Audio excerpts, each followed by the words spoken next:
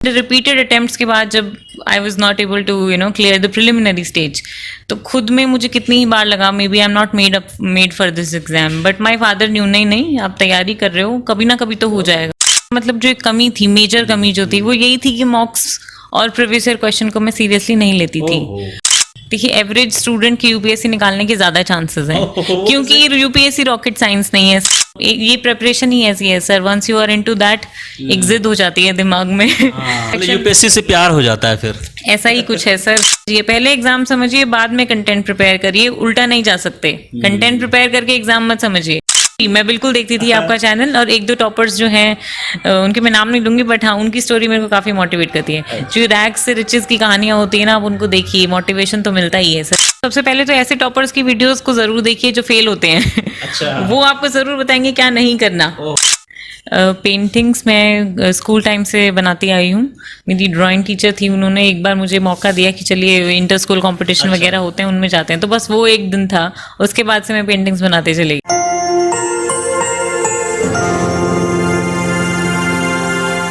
साथियों, आज हमारे साथ एक स्पेशल गेस्ट हैं कनिका राठी मैम, जो उन्होंने इस बार 2021 में यूपीएससी में 64th रैंक हासिल की है। मैम की जो यूपीएससी की जर्नी है वो सारी बातें मैं जानने की कोशिश करूंगा। इन्होंने इनकी जो स्ट्रेटेजी रही यूपीएससी के बारे में वो भी जानने की कोशिश करूंगा। मैम सबसे पहले congratulation. Thank you so much sir. Thank you sir. Ma'am सबसे पहले हमारे दर्शक जानना चाहते हैं आपके बारे में, तो आप अपने बारे में बताइए। मेरा नाम कनिका है। मैं हरियाणा से बिलोंग करती हूँ। ये मेरा 4th अटैम्प्ट था जिसमें मैंने 64th रैंक हासिल किया है। इससे पहले मैं बता देना चाहती हूँ कि मेरी अब काफ़ी लंबी जर्नी थी सर, और मैंने 15-16 के बीच में प्रेपरेशन शुरू किया था। बीच में मैंने जॉब भी किया, यंग इंडिया फेलोशिप भी किया अशोका यूनिवर्सिटी से। And one more thing I highlight because it is very important कि पहले 3 कॉन्जिक्यूटिव अटेम्प्ट्स में मेरा प्रीलिम्स क्लियर नहीं हुआ था सर। एंड फॉर्चुनेटली अभी मेरे को अपना डिज़ायर्ड रैंक मिल गया है, जिसकी से मेरे को एक सर्विस मिल जाएगी जो मैं सोच रही थी। And finally sir I feel very grateful. Ma'am अब आप एजुकेशनल बैकग्राउंड के बारे में बताइए आप। मैंने ग्रेजुएशन किया है किरोड़ीमल कॉलेज दिल्ली यूनिवर्सिटी से। उसके बाद मैंने प्रेपरेशन शुरू कर दी थी। आफ्टर 2 अटेम्प्ट्स मैंने यंग इंडिया फेलोशिप किया, जो कि post graduate diploma in liberal studies है अशोका यूनिवर्सिटी से। उसके बाद मैंने 1-2 एग्ज़ाम और लिखे, जिससे मुझे मिनिस्ट्री ऑफ होम अफेयर्स में इंस्पेक्टर रैंक पे जॉब मिल गया था। I was posted in Patna, और मैंने 2 साल लगभग वहाँ पे जॉब किया। उसके बाद सर मैंने रिज़ाइन कर दिया था। एंड फिर मैं घर आके मैंने फुल फ्लेजेड तैयारी की। जॉब के दौरान भी मैंने अटैम्प्ट दे दिया था, एक 3rd अटैम्प्ट था जो कि मेरा 2020 में, वो भी मेरा क्लियर नहीं हुआ था। And then I came back home, and then मैंने दोबारा से जम के तैयारी किया। And then sir it. Ma'am अब मैं आता हूँ यूपीएससी जर्नी पे। तो यूपीएससी की शुरुआत तो आपने पहले कर दी थी जैसा कि आपने बताया। तो ये यूपीएससी में जाने का क्या मकसद था आपका? गवर्नमेंट जॉब में थी आप ऑलरेडी, उसी में ग्रो करती भूल जाती सारी चीज़ें, लेकिन फिर यूपीएससी की तरफ आप क्यों, मतलब जिद क्या थी कि यूपीएससी करनी है? सर एक्चुअली जब मैं बहुत ही नाइव सा, सर मेरा एक रीज़न है, मैं आपको बताती हूँ। 11th-12th में जब लोग अपना करियर चूज़ कर रहे होते हैं, तो सर मुझे मेडिकल और इंजीनियरिंग की तरफ नहीं इंटरेस्ट हुआ। मेडिकल बैकग्राउंड, डॉक्टर्स वगैरह थे फैमिली में, मेरे फादर इंजीनियर हैं, तो सर मुझे उस तरफ इंटरेस्ट हुआ नहीं। तो मैंने सोचा चलो गवर्नमेंट सेक्टर में जॉब करेंगे। देन आई रिसर्च की उसमें सबसे बेटर क्या होता है, तो सिविल सर्विसेज एक करियर मेरे को दिखा। ये एक नाइव से डिसीजन से मैंने शुरू किया था, but during the preparation sir मुझे इतना वो हो गया, इसमें एक ज़ील आ गया कि नहीं यही करना है। इस जॉब में जो डाइवर्सिटी है, इस जॉब में जो मोनोटनी का स्कोप कम है, और इसमें जो अपॉर्चुनिटी है वो तो किसी और गवर्नमेंट जॉब में था नहीं। इसीलिए सर जब मैंने दूसरी जॉब ज्वाइन करी तो मुझे और ट्रिगर हुआ कि गवर्नमेंट जॉब तो ये भी है, यू हैव ऑल दोज चीज़ें जो वर्क एनवायरनमेंट वगैरह वही सेम है।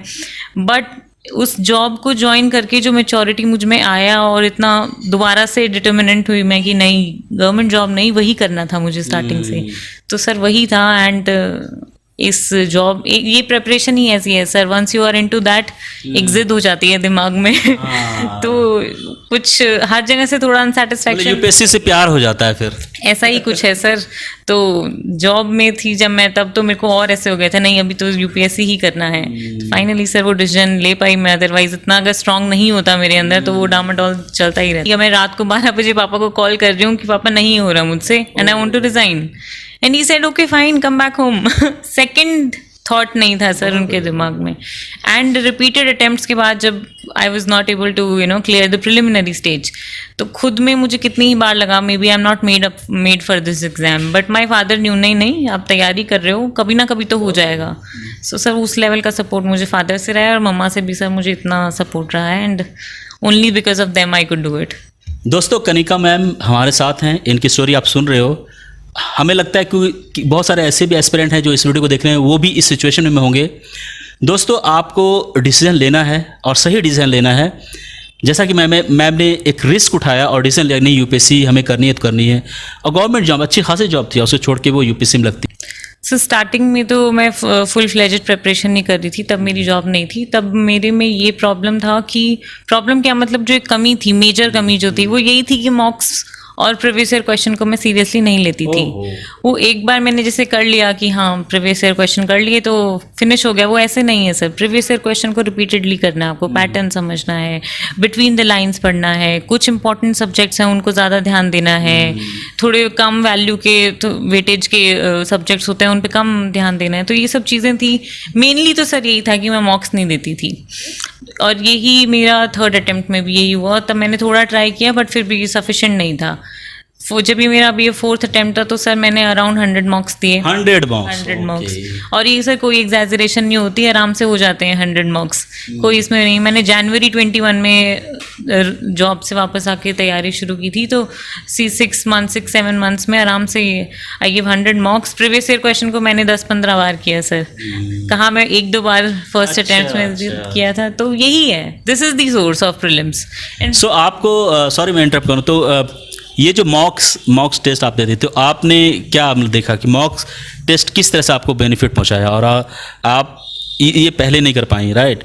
तो मॉक्स टेस्ट को कैसे देखती हैं, ये कितना यूजफुल होता है एस्पिरेंट के लिए? सर मॉक्स के 2 तो बहुत ही इंपॉर्टेंट फ़ायदे होते हैं। एक तो ये कि जब आप एक सब्जेक्ट ख़त्म करते हो, जैसे पॉलिटी फॉर एग्जांपल आपने ख़त्म किया, उसके बाद आप सेक्शनल मॉक्स देते हो, लाइक इफ यू गिव 5-6 मॉक्स तो 500-600 क्वेश्चंस आप उस सब्जेक्ट के कर रहे हो। देन यू विल सी कि you have read that subject and still you don't know the things which are already you have read. तो you go back to the book, you see कि अच्छा इसमें से क्वेश्चन आया था, you underline that. तो ऐसे ऐसे करके सर वो एक ही बुक जिस तरीके से आप याद हो पाती है मॉक्स देने की वजह से, उसका कोई कंपैरिजन नहीं है। आप रिपीटेडली भी हम बुक्स पढ़ते हैं तो एक टेंडेंसी होती है, ह्यूमन टेंडेंसी, आप इंपॉर्टेंट पढ़ेंगे जो आपको बीच में इन बिटवीन द लाइंस छूटता चला जाएगा। तो वन इज दिस कि मॉक्स से आपका सब्जेक्ट अच्छी तरह प्रिपेयर होगा। सेकेंड, जो मॉक से कंटेंट मिल रहा है, नया कंटेंट है या फिर स्टैटिक का ही कंटेंट है, आप उसको नोट्स में जाके कंपाइल कीजिए, इससे आपके नोट्स एनरिच होते हैं। तो अभी कोई कहे सिर्फ एनसीईआरटी सफिशिएंट है, तो हाँ एनसीईआरटी सफिशिएंट है अगर आप उसमें और एनरिचिंग करते रहते हैं। टॉपिक्स वही हैं, कुछ कुछ चीज़ें आती रहती हैं, करंट अफेयर हो गया, ये हो गया, वो आप एनरिच कीजिए। तो ये 2 इंपॉर्टेंट हैं। तीसरा तो सर है ये प्रीलिम्स देने का जो तरीका है, एलिमिनेशन स्ट्रैटेजी और अपने नंबर ऑफ अटेम्प्ट्स क्वेश्चन कितना करना है, ये सब चीज़ें आप सीखते हैं। तो मॉक्स इज इंपॉर्टेंट, ये मैटर नहीं करता किस कोचिंग इंस्टीट्यूट के हैं। तो सर वही है। मैम 3 अटैम्प्ट प्रीलिम्स की आपको नहीं निकलती है, चौथे अटैम्प्ट में एक बहुत बड़ा डिसीजन आपका ये होता है कि जॉब को छोड़ के पूरी तरह से फुल फ्लेज आपको यूपीएससी में लगना है। तो इस बार 4th अटैम्प्ट में आपने कुछ स्ट्रेटेजी में भी बदलाव किया होगा, वो बताइए क्या चेंज किया आपने? एक तो सर यही था कि मैंने डे 1 से मॉक्स देना शुरू किया, कि मैं सब्जेक्ट को प्रिपेयर कर ही रही थी मॉक्स के साथ। प्रीवियस ईयर क्वेश्चन को बहुत ही अहमियत दी, उनको बेसिक बनाया एक चीज़। और सर सब्जेक्ट्स को इतनी बार रिवाइज किया, अगर मैं बोलूं कि 20 बार एक सब्जेक्ट रिवाइज हो गया तो ये कोई एग्जैजरेशन नहीं है सर। हो जाता है और वही करना होता है, repeated revision is the key.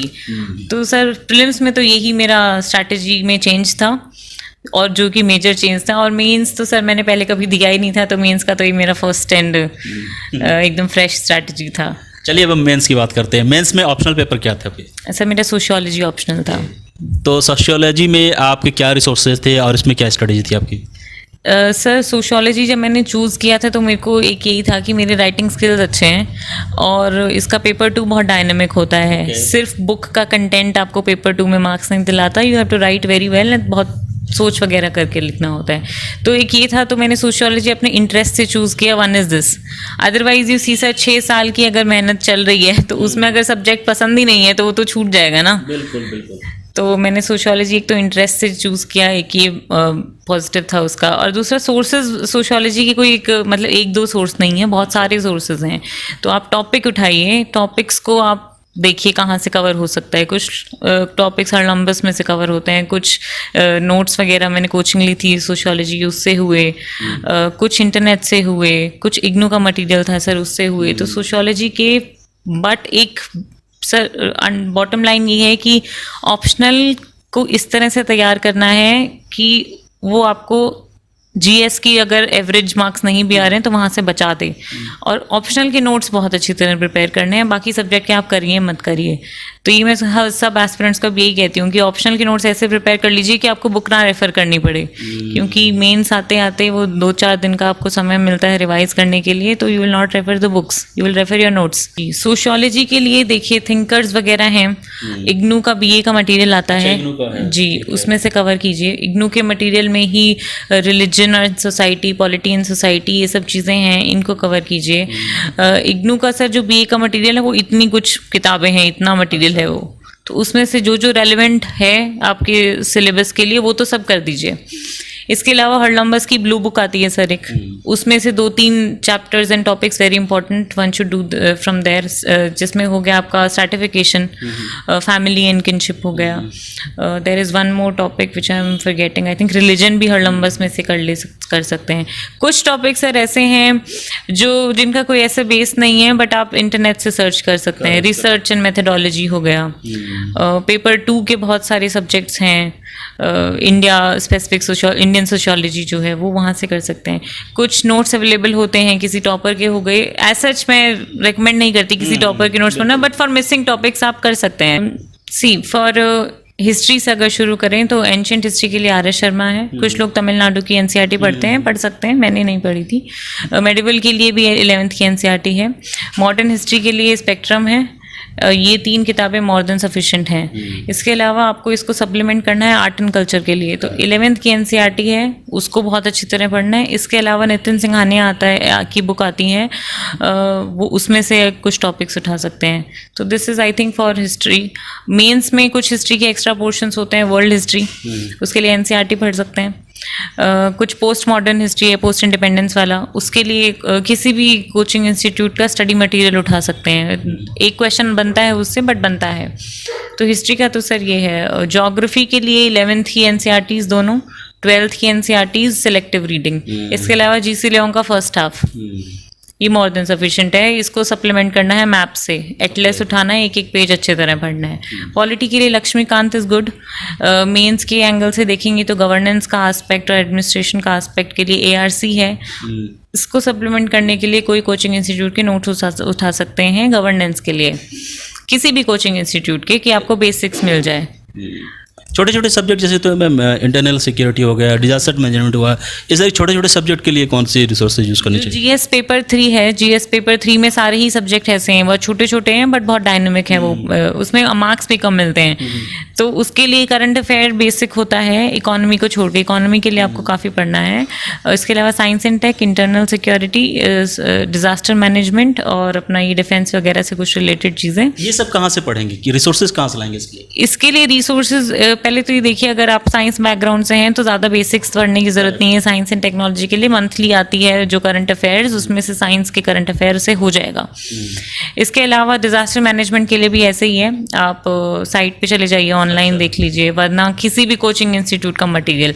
मैं इसलिए बोलती हूँ ये चीज़ें कि सर हर टॉपिक के लिए बुक ढूंढना ज़रूरी नहीं है, इतना डाइवर्स तो पूछ ही नहीं रहे हैं ना। सिक्योरिटी को छोटा सा कुछ पूछ रहे हैं तो आप मटेरियल उठाइए, उसको बेस बनाइए, उसको सप्लीमेंट करिए करंट अफेयर से। यही पेपर 3 है, हर एक सब्जेक्ट के लिए इसमें यही करना है।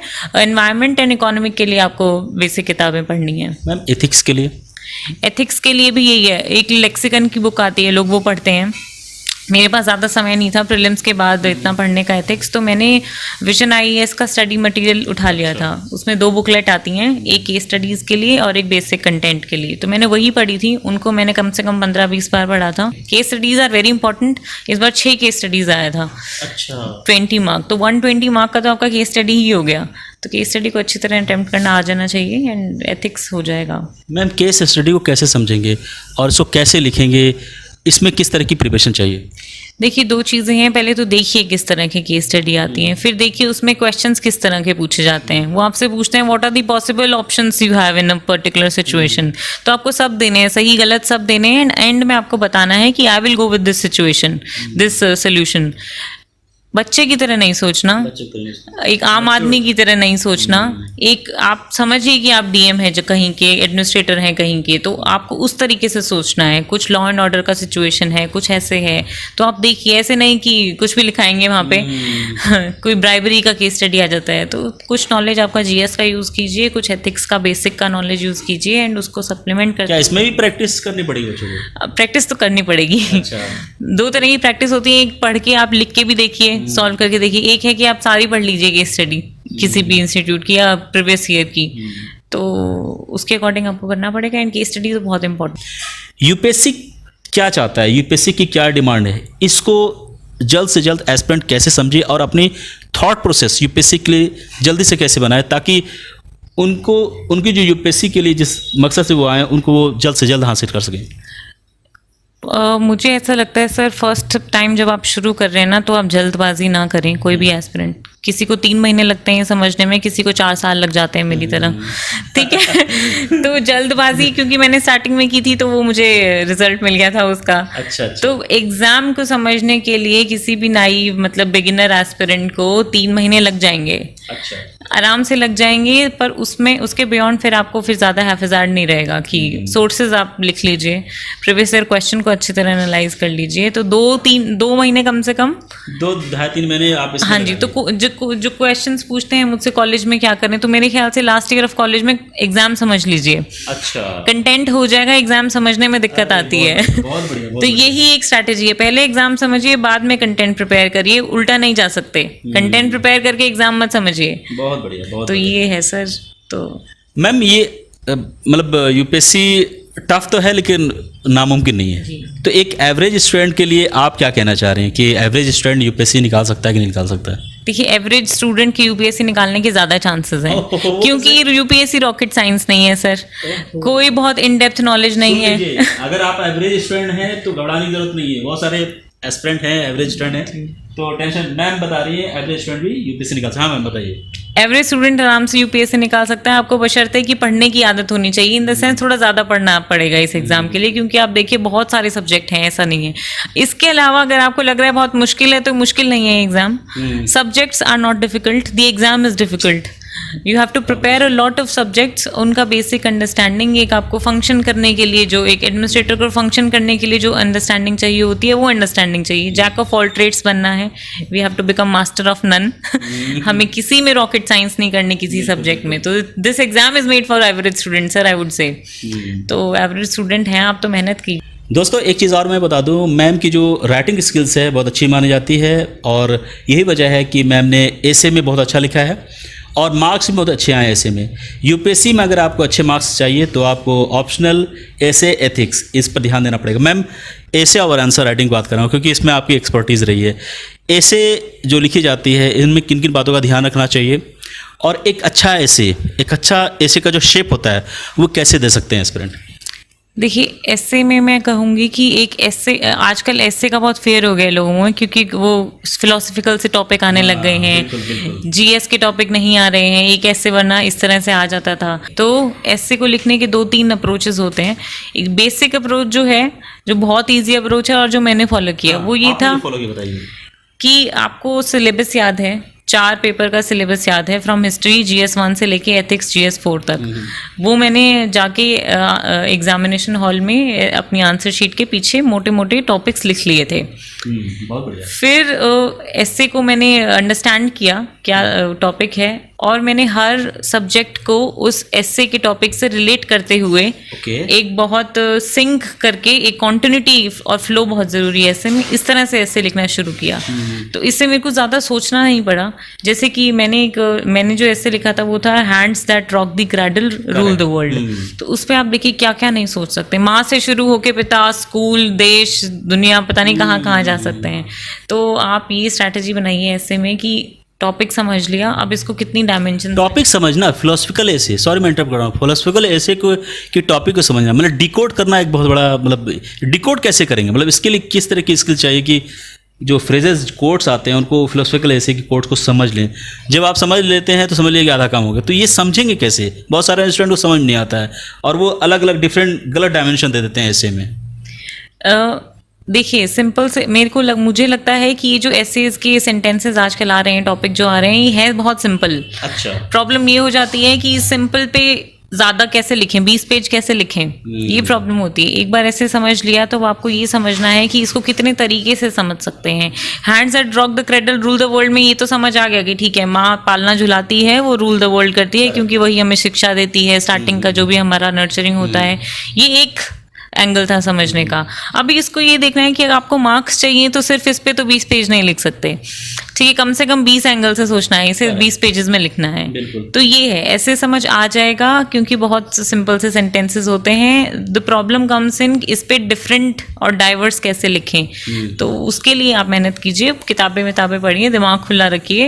तो मुझे जो प्रॉब्लम आती थी वो कंटेंट में आती थी कि मैं कंटेंट कहाँ से बनाऊँ। जैसे कि आपने पूछा उस पर डायमेंशन में कैसे सोचें, तो उसके लिए भी मैंने एक ये शॉर्टकट क्या एक ट्रिक निकाल लिया था कि आप सिलेबस इतना बड़ा है यूपीएससी का, उसमें सब कुछ ही तो लिखा हुआ है, उसके अलावा क्या सोचेंगे आप। ठीक है, आप हिस्ट्री, सोसाइटी, पॉवर्टी, जितना भी आपने बोला वो सब सिलेबस में लिखा हुआ है।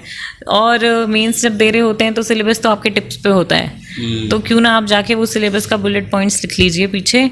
और एक मैं बहुत छोटी सी चीज़ बता दूंगी बट ये ही आपके ऐसे में पॉलिश करेगा। वो ये है कि after writing every paragraph in the essay you should reread the topic। उस टॉपिक को रीरीड करिए और देखिए आप कहीं भटक तो नहीं रहे हैं। हो सके तो उस टॉपिक को एज इट इज भी आप 2-4 पैराग्राफ के बाद हेंस करके लिख दीजिए, हेंस दैट यू नो कि hands that rock the cradle rule the world. तो इससे क्या होता है, कोहेरेंस। ऐसे में 5 या 10 नंबर एक्स्ट्रा लाने का यही एक फॉर्मूला है कि आपकी कॉन्टिन्यूटी दिखनी चाहिए, एक नेचुरल फ्लो दिखना चाहिए। मेंस का आंसर जैसे लिखते हैं सर ये वैसे नहीं लिखा जाता है, तो वो नहीं होना चाहिए कि एक पैराग्राफ में कुछ लिख दिया, एक पैराग्राफ में एडवांटेजेस डिसएडवांटेजेस जरिए हो गए, नहीं। इसके बावजूद मैं सबको रिकमेंड करूंगी कि अपना कोई डायरी या फिर कुछ ऐसा मेंटेन कर लीजिए जिसमें आपके पास हर इस टॉपिक से रिलेटेड 2 या 3 कोट्स हों। अच्छी कुछ बड़ी पर्सनालिटीज़ ने बहुत कुछ कहा है सब चीज़ों के बारे में, तो आप वो लिख लीजिए। गांधी जी के टैलिस्मान से याद कर लीजिए, अम्बेडकर जी की कुछ वो हैं टीचिंग्स, उनको देख लीजिए। तो ऐसे ही हेल्थ, एजुकेशन, वुमेन, ये इस जनरल से टॉपिक, इन पे 2-3 कोट्स रख लीजिए। ये डायरेक्ट अगर ऐसे नहीं भी आ रहा है फिर भी ये यूज़ हो जाएंगे ऐसे में।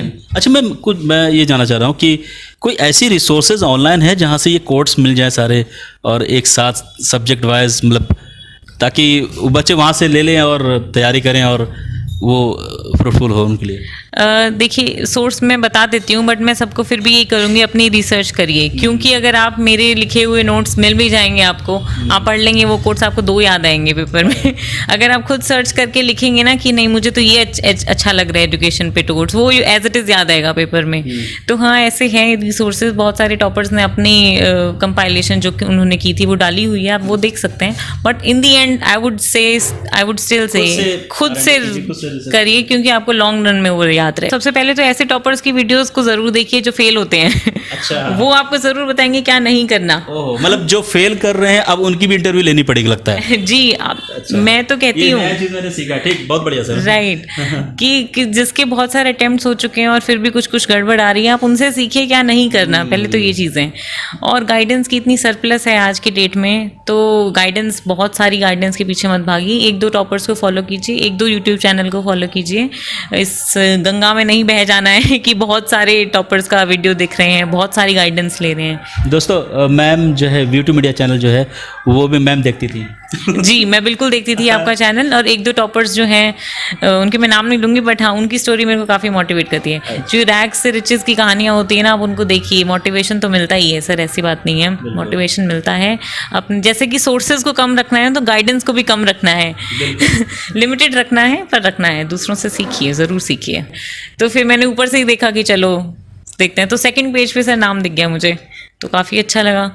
तो रोल नंबर मिलाया होगा अपने रोल नंबर याद था मुझे, तो मैंने देखा नहीं अभी है, नहीं ठीक लग रहा है, यही है यही है सही है। तो बाई चांस कोई था ही नहीं घर पे उस टाइम। उस टाइम घर पे कोई नहीं था? मम्मा थी, नीचे थी। तो वो रिजल्ट आपने ही देखा? जी मैंने देखा, जी मैंने देखा, और मैं ऊपर से चिल्लाते हुए आई, और बहुत गंदा रिएक्शन था वो I don't want to relive that, but हाँ वो था रिएक्शन। तो मैंने मम्मा को बताया, तो उन्होंने कंसोल किया कि खुशी की बात हुई है, फेलियर नहीं हुआ है, खुशी की बात हुई है। तो यार खुशी ये भी थी कि आप चलो प्रीलिम्स नहीं देना है, यही खुशी मेन थी सर कि पढ़ना नहीं मुझे अभी, एग्जाम के लिए नहीं पढ़ना, कम से कम लगा दे यूपीएससी, अब बस हो गया भाई, अब चलो हो गया, ये सबसे बड़ी चीज़। अब लास्ट में दोस्तों मैम की कुछ हॉबीज़ भी हैं, बहुत अच्छी हॉबीज़ हैं। मैम पेंटिंग बहुत अच्छा करते हैं, तो ये हॉबीज़ कैसे आई आपको और किस तरह की पेंटिंग्स आप बनाती हैं, और क्या इससे रिलेटेड भी कोई क्वेश्चन पूछे गए थे आपके इंटरव्यू में?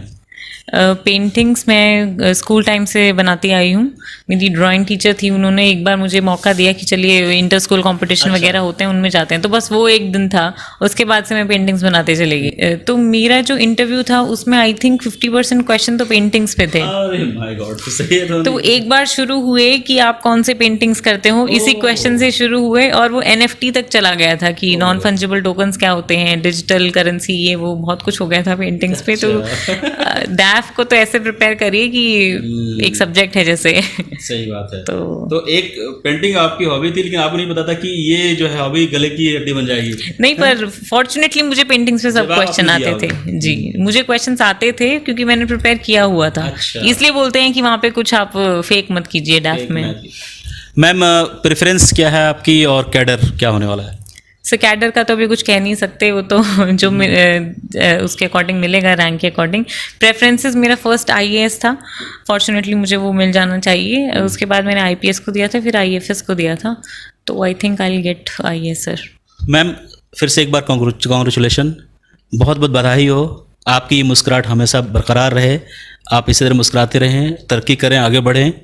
ये हमारी दुआएँ, हमारे एस्पिरेंट की तरफ से दुआएँ हैं। आपको जो भी जिम्मेदारियाँ मिलेंगी उसको बाखूबी आप निभाएंगे, मैं जानता हूँ। अपने देश का और अपने परिवार का नाम रोशन करेंगे। Thank you so much sir, thank you so much once again, and मेरे को ये अपॉर्चुनिटी देने के लिए बहुत थैंक यू। और मैं सभी एस्पिरेंट्स को एक लाइन ज़रूर कहूँगी कि देखिए, सक्सेस की बहुत सारी स्टोरीज होती हैं, सबकी इंडिविजुअल स्टोरीज होती हैं। जिस दिन आप इमिटेट करना शुरू कर देंगे ना, उस दिन गलत हो जाएगा। प्लीज़ अपने हिट एंड ट्रायल पे विश्वास रखिए, फेलियर से मूव ऑन कीजिए, और फेलियर को डील करना सीखिए, ये मैं ज़रूर कहूँगी। And if you are interested in this, खुद से है अगर सेल्फ आपको इंटरेस्ट, तो ये पेपर हो जाएगा, अभी नहीं तो बाद में हो जाएगा, पर ये हो जाएगा। तो all the best to everybody, thank you so much sir.